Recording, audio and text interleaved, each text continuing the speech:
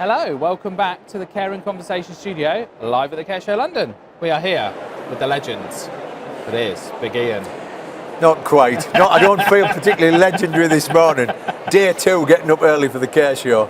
So, How's it been? How have you found it? honestly, yesterday it was like an anthill. The place was so busy. Loads of new faces, loads of familiar faces. I honestly think there were about twice as many people as we've seen before. It was so busy. Every little avenue, every little alley, the theatres were full. It was so busy. It was a cracking day, and I think that's why people are a little bit tired this morning. Yeah. Well, I heard it was more than double than they expected. Wouldn't surprise me. Yeah, it was really busy, wasn't it? So we're going to talk a little bit today about lifestyle and activities. So obviously you work with lots of people that live in homes or interact with the care sector. Yeah, I think it would be great just to kind of talk a bit about, obviously everybody's an individual, but I don't know what works for people. What advice can you give people for activities and lifestyle? Well, I think the problem is activities deemed as icing, as something that's quite showy that you can stick on an Instagram feed or Facebook or something like that. And activity isn't just some frosting. It isn't a cherry on your Bakewell tart. It's part of it. It's part of the cake. And so what you've got to do is you've got to find things that actually enrich people's lives and aren't there to tick a box. Like these people where they say, oh, this is our activity thing for the next 2 weeks. And they have a load of pictures of what the activities are. Can I be honest? Newspapers is not an activity. Right? It really isn't an activity. And I think we need to have the tail wag the dog.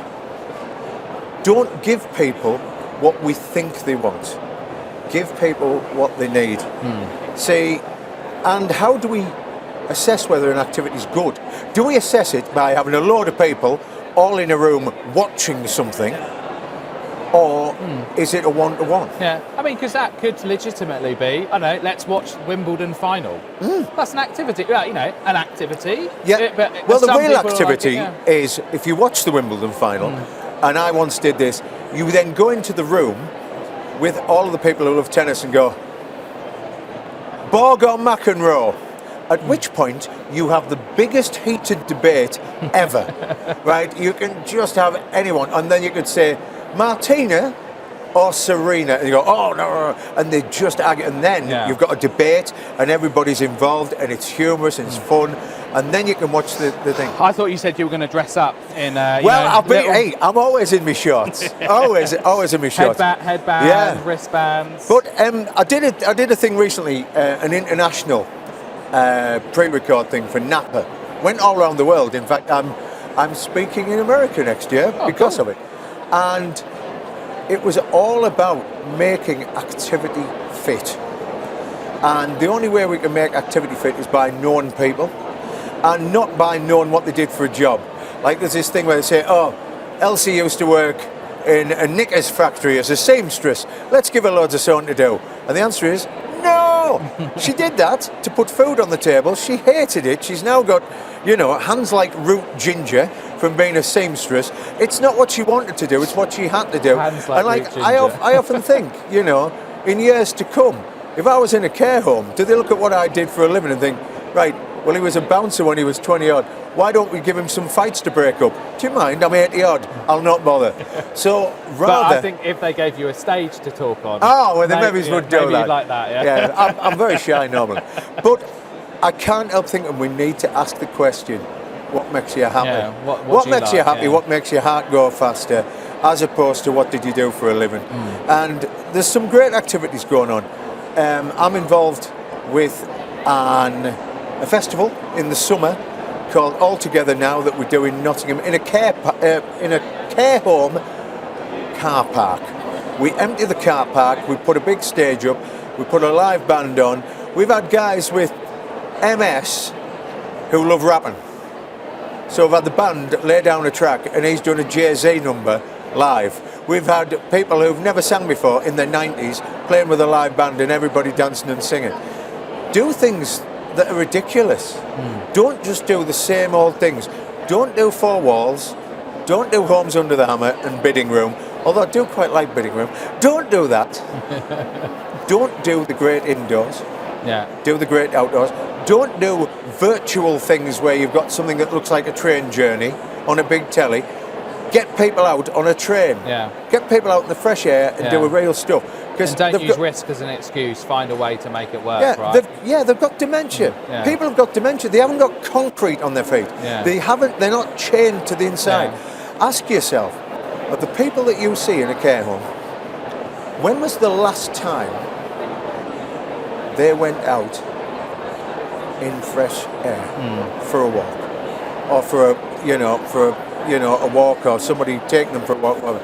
And there'll be a lot of people where it's been a long time. And you think, if that was you, if you hadn't been out of the house for 2 days or a week, if you'd have done locked down and not out of the house, imagine how it would affect you, your mental health, your sleep. Give people stuff that makes Monday feel different to Tuesday, feel different to Wednesday, and help people belong. That's what you got to do. So I guess it's about that mix of big events through the year, but like we would as just adults, right? That you don't go to a concert every weekend because it would break you, right? Little interactions, a lot of little things, and then the odd big thing. Little interactions, fun stuff. Even if you've got things like, a couple of people around the table having a bit of tea and cake, and you get an iPad out, or you get something, or you get your YouTube on the screen and say, who like the two Ronnies? What's your favourite thing for that? Or Markham and Wise. And then you can go down. And you go down and the conversation says, I used to like Cilla Black. And you go, which Cilla Black? I love this song, Anyone Who Had a Heart. You put it on, we all start singing, people start dancing. And they say, I used to like Lulu. And then you do that. And I used to like Val Donegan, Andy Williams, whatever. And Elvis. And then it just got, and then somebody throws in a wild card, Motorhead. Yeah. And you go, right. And then you do all that. Yeah. And that's what you can do. Make things. Don't have something planned. Go free for. If I have a conversation with you, I haven't planned all my answers and everything I'm going to say. I like the fact that it's just you and me. There's a lot of background noise here, right? But I'm focusing on you, you're focusing on me, and that's a conversation, and it's a little interaction. And all our lives are loads of little interweaved interactions. And if we get that right, then somebody feels at home and somebody feels like they belong and that they're listened to and that their choices are respected. And that's what it is. Activity isn't just something you do, it's your life. Yeah. They say activity coordinator. No. Everyone should be involved in someone's activity. Yeah. Somebody who's cleaning a room should say, can you give us a hand with this? Can you help us strip the bed or whatever? Because that's what happens in the real world. Yeah. Why do you go into a care home to be waited on hand and foot? It's not Downton Abbey. Yeah. So I've got one last very important question for you. What's your favourite alternative milk? My favourite alternative? Milk. Milk? Yeah. My favourite alternative to milk? Yeah. What would be an alternative to milk? Oat milk, coconut milk, almond milk, cashew milk. I'm from the northeast, man. I'm from the northeast. Oat milk, cashew milk. Do you know where I'm from? I'm Billy Elliot, who couldn't dance, and you're talking about cashew milk. Really? Yeah. I left the northeast in 1988, and I'd never seen muesli before, and you're talking about cashew milk. So you just like semi-skimmed milk. Yeah, there you go. Straight from the teats. There you go. Right, well, that's it. Lovely. Lovely to see you, Bonnie. Always. You do a great job.